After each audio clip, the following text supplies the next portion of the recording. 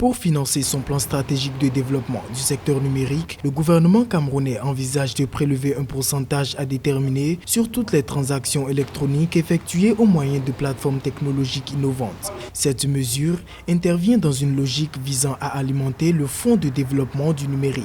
Un pays comme le Cameroun doit d'abord laisser le secteur du e-commerce s'installer, le laisser prendre son envol avant de penser le fiscaliser. La fiscalité ne devrait pas venir au blocage du décollage du secteur. L'annonce a été rendue publique suite à un exposé du ministère des Postes et Télécommunications sur la mise en œuvre des directives concernant le développement des communications électroniques au Cameroun, notamment le mécanisme de financement du plan stratégique de développement du secteur numérique devant conduire à la réduction des coûts des transactions financières mobiles. Vouloir immédiatement planifier les recettes du e-commerce pour un e-commerce qui n'existe pas encore serait, à mon sens, tuer les start-up qui sont encore au niveau de la conception, couper des possibilités d'emploi des jeunes. Parce qu'il y a beaucoup de jeunes qui sont dans ce secteur-là et il ne faudrait pas commencer à les brutaliser par une fiscalité qui n'est pas encourageante.